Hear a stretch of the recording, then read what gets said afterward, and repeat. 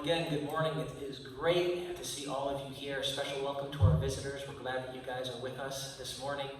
We are continuing a 5-week sermon series on the book of Habakkuk. Habakkuk, as some of you know, and many of you don't, based on your interaction with me, is a little tiny Old Testament book tucked way back there in what are called the minor prophets in the Old Testament. Minor because Habakkuk is actually only 3 chapters long, which is one of the reasons I've been encouraging everyone to read through this book throughout the week. Now, you'll recall that Habakkuk is a dialogue. It's a dialogue between the prophet and God. So Habakkuk speaks, God responds. Habakkuk speaks, God responds. And so if you're going to catch the flow of the actual book, you have to be in it during the week. But I'm going to try to just summarize for a few moments what we've already kind of looked at, so that you can understand the flow of the text today. Because as Shirley was reading, thank you for doing that great job, you may have been like, what's going on? I kind of forgot what was the flow of the dialogue. So let me see if I can kind of help you a little bit. Remember the first week, Habakkuk is wondering what's going on. He's living in challenging times, much like our own. He's facing challenges from without. Foreign invaders are about to come in and take the people of God into exile. And so there are all kinds of terrors and pressures, political and otherwise, that Habakkuk is complaining and crying out to God. And there's also those challenges from within. The people within Israel and Judah had become corrupt. They had perverted the law. They had twisted justice.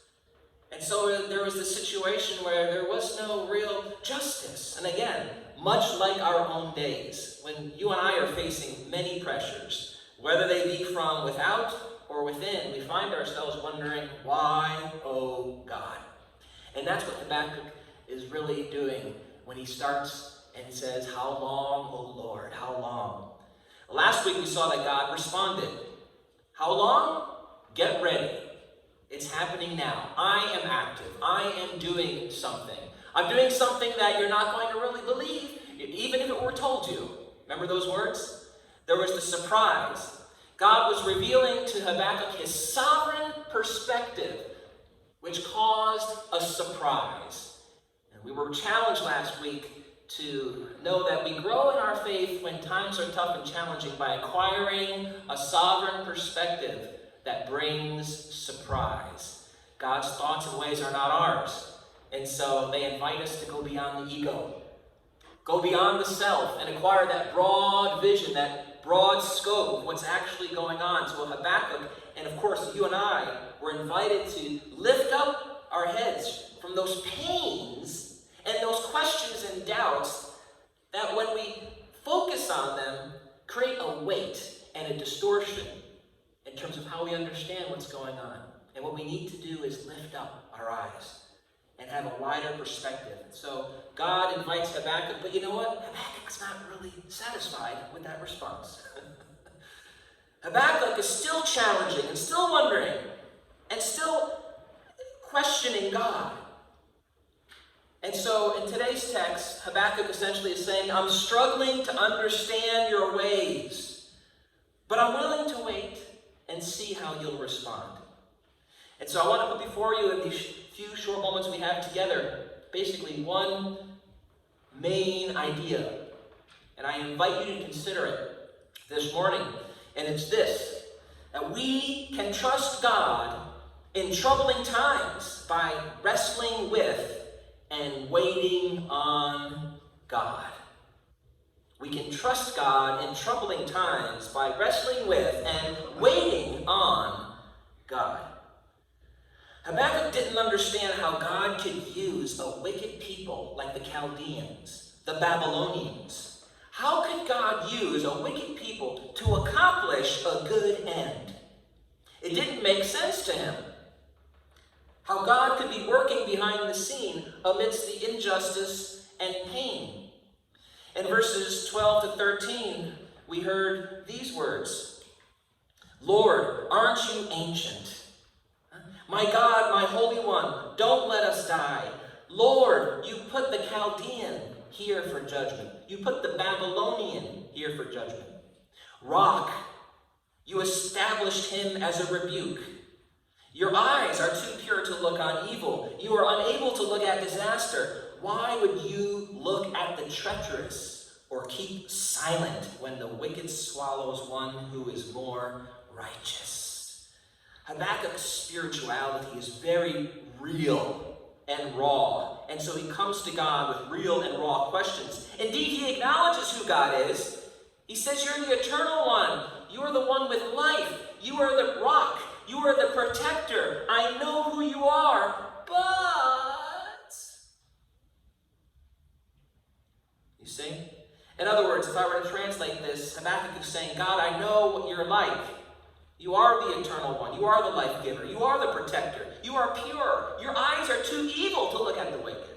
So why are you allowing evil?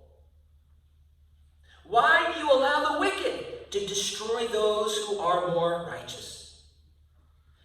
So then Habakkuk goes on to kind of remind God what the Babylonians were like. The Babylonians were brutal. They were ruthless. They were, quote unquote, like terrorists.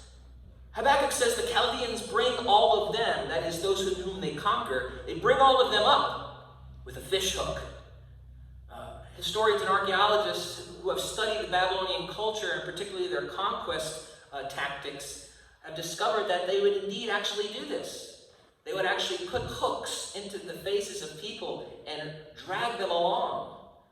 They would put nets around people and drag them along. And so Habakkuk is not just being metaphorical here, he's also being quite literal. The Babylonian drags them away with a net. He collects them in his fishing net, and then he rejoices and celebrates. Here is one who is not just cruel, but rejoices in their cruelty. In other words, this is the kind of evil that is sadistic. And then Habakkuk goes on and says, the Babylonians were doing what? They were sacrificing to their net. Their means of power. He sacrifices to his net. He burns incense to his fishing nets because due to them his portion grows fat and his food becomes luxurious. Not only are they cruel, not only are they sadistic, but the very means by which they accomplish their cruelty, they turn around and they make that a god.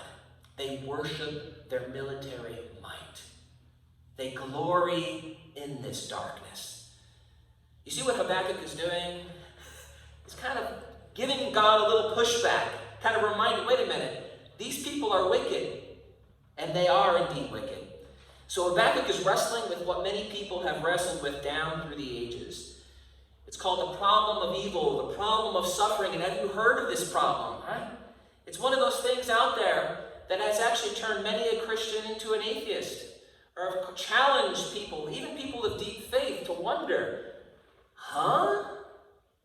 And I'm sure as we're going through pandemics and as we're hearing things in the news with this person taken, that person murdered, or we're seeing what's going on at the border, or we're dealing with issues of racism and exclusion and hatred. And oftentimes we may see these coming from the quarters of God's people, so-called. We have to lift up our voice and cry out, why? Why? Why?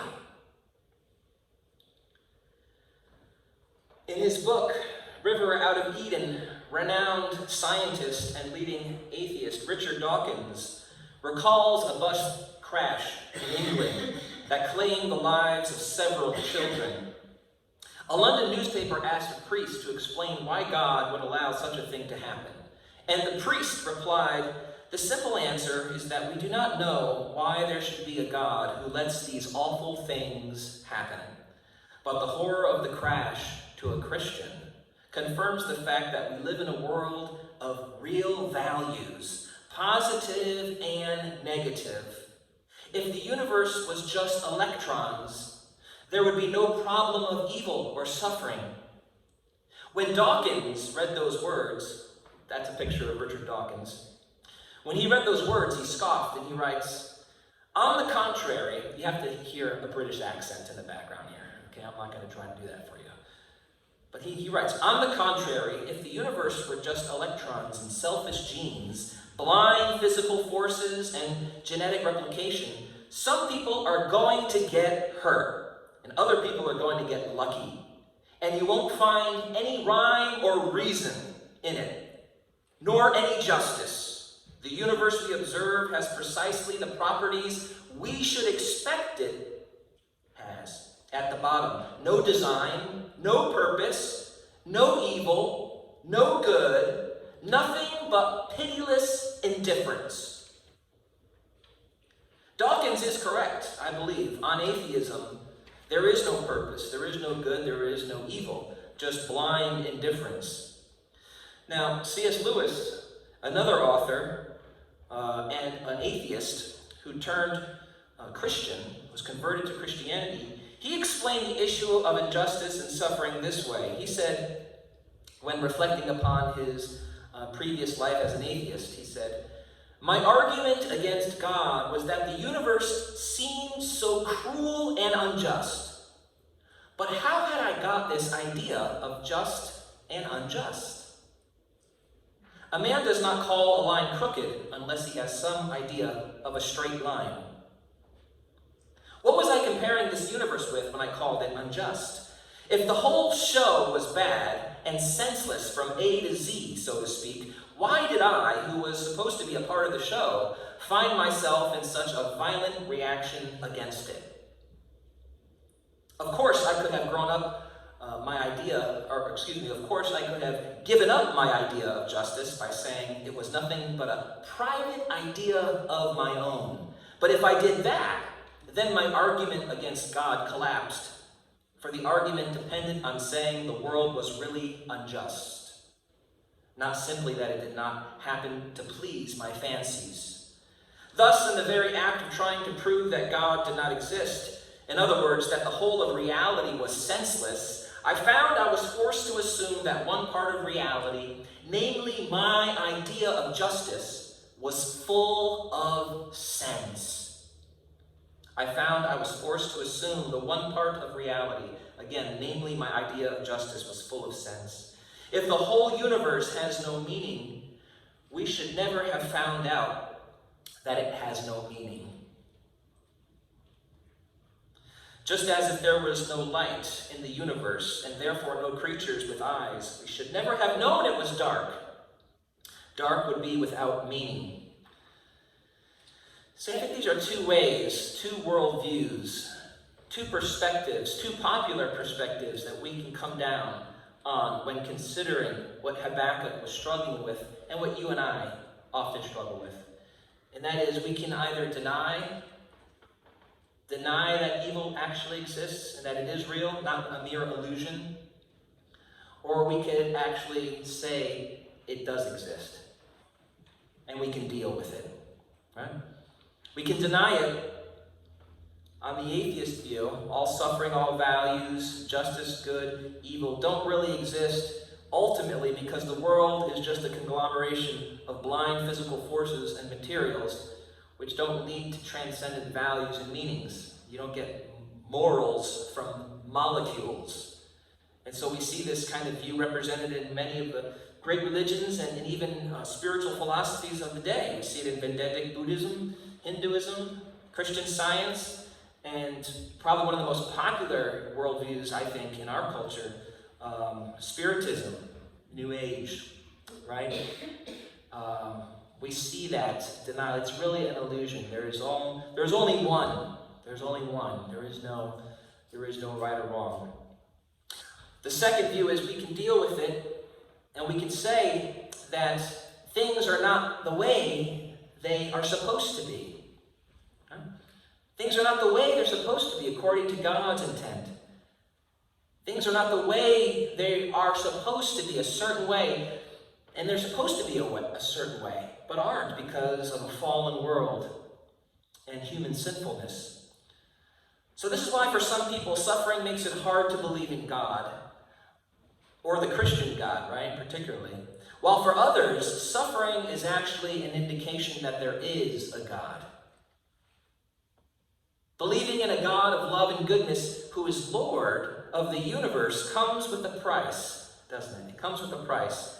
I think it's one worth paying, but it comes with a price. Wrestling with suffering, that's the price. We have to wrestle with God. We have to wrestle with this concept of suffering. Christians have done it down throughout the ages. But again, I believe it's a price worth paying. Why? Because it dignifies the reality of suffering. Suffering is real. There really is an evil. It takes injustice seriously. The starving child in Africa, abandoned and crying in the streets, may be tragic, but not meaningless. Dawkins would say it was meaningless. We would say, no, it's not meaningless, it's tragic. It's not supposed to be that way. Habakkuk models for us what it looks like for people of faith to challenge God. That's a striking thing to say, isn't it? To challenge God, to bring our questions to God, to bring our questions to one another, for church to be a place of questioning and wrestling, right? But just here, to bring those questions and challenges to God is a part of what we see here, what Habakkuk is doing in wrestling with God in prayer. Now we'll see in a moment how Habakkuk then waits on God for a response. But I want us all to just see how the challenges in our lives, the things that you're facing right now, are you taking them seriously enough by bringing them to God and asking God the hard questions? You only will do that if you believe that God is real and that God is personal. You see? Are you bringing your sufferings to God? Are you bringing those things out to your consciousness, right? The doubts, the injustices that you see. These are not the way things should be. So what are you doing about it with reference to your relationship with God? Remember Abraham with Sodom and Gomorrah? He wrestles with God, doesn't he? Right? God is going to bring judgment, and Abraham is, well, what if there were this many? God says, okay, if there's that many, now, well, Abraham, what if there's this many? Right? He dwindles down the number. Remember that story? What's Abraham doing? He's wrestling with God. We see it with Moses. We see it with many of the great prophets. We even see it with Jesus when he's in the Garden of Gethsemane and saying, God, if it was possible, please let this cup pass from me. Right? He's wrestling. He's wrestling with God. So are you on the edge? Are you kind of aloof? Are you disquieted? Are you feeling even uninvolved in your spiritual life? You're feeling disconnected? I want to invite you to reconnect by getting real with God. Getting engaged with God in this type of way, this way that Habakkuk models for us.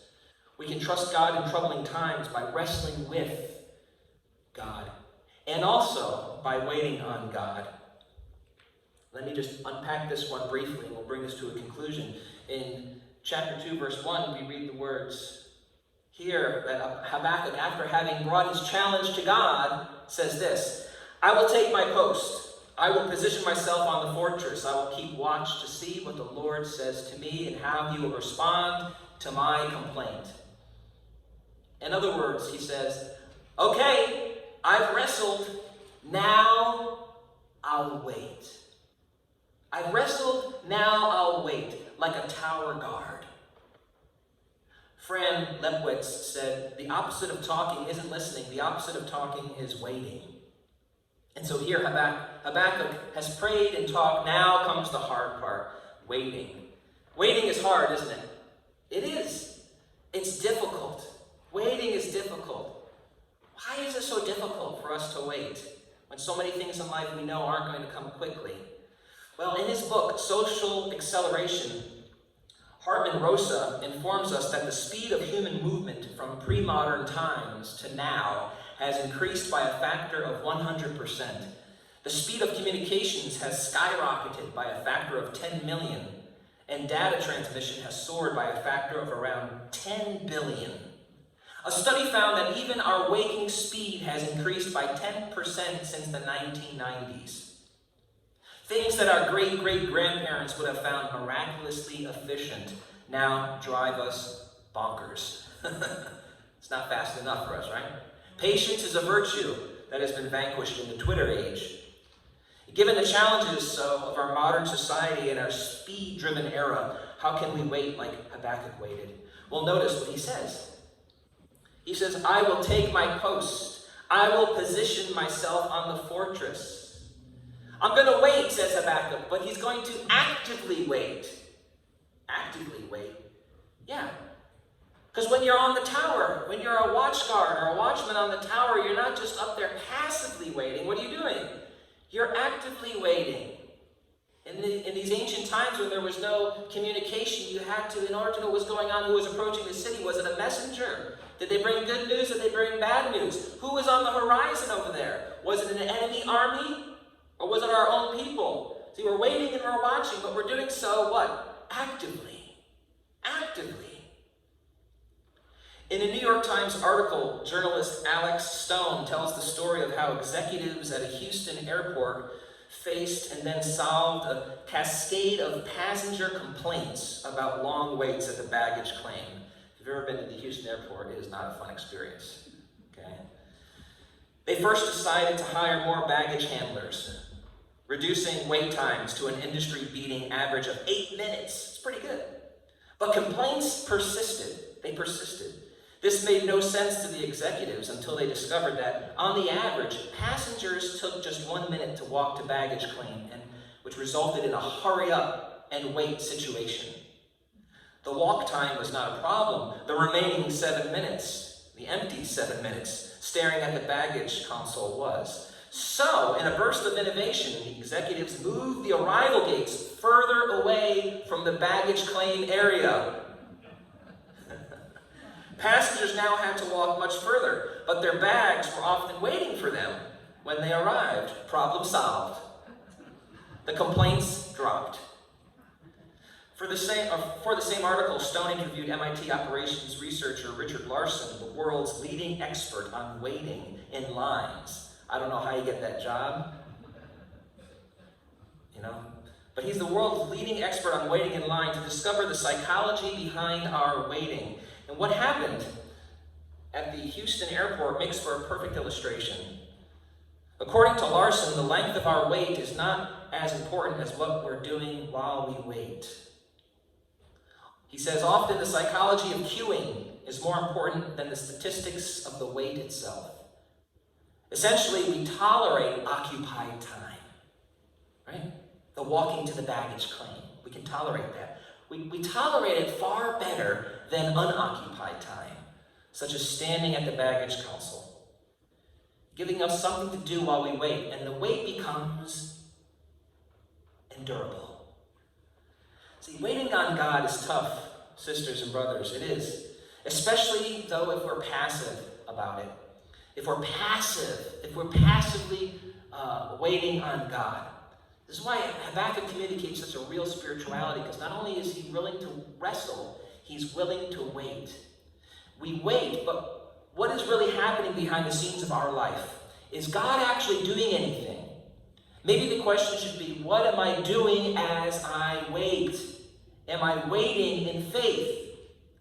Active waiting means occupying your time in such a way that you learn how to go about your day with an attitude of expectancy, watching and looking for what God may say to you through a friend or through a Bible verse, maybe even through a sermon or an event or out in nature. There's a comic artist, Grant Snyder. I'm sorry if you can't see that, you can't read that. But Grant Snyder recently illustrated something he called The Secret of Life. And in a 9-parcel cartoon, a young man walks around, because he's walking around, and he has a notebook. And he's looking for the secret of life. And everywhere he finds what he calls clues. Spring flowers bursting through the snow, the moon shining through tree branches, a flock of geese in V formation flying overhead, and so forth. Finally, the young seeker exclaims that all of these clues point to a secret too simple to mention. The secret is, pay attention. Pay attention. You see, when you and I take our place alongside Habakkuk atop the watchtower, we will be actively waiting. We will be paying attention. How many of us just passively wait for an answer by praying and then forget about it? Rather than paying attention through the day, holding on to our prayer, holding on to our doubt, holding on to our challenge, while facing God and waiting actively and seeking when the answer will come, when the response will come. So I want to invite you to be on the lookout. I want to invite you to wrestle, but also to pay attention. Once you wrestle, wait. Wait actively. Be vigilant. Go about your day, but take the desire for a response with you. A message just may come to you. It may just come to you right around the corner from where you least expected it, so be ready. And remember, the final point is that one truth I wanted you to remember based on our text. You can trust God in troubling times by wrestling with and waiting on God. And all God's people said, Amen. Amen. I want to invite our ushers to come forward as we take up our offering.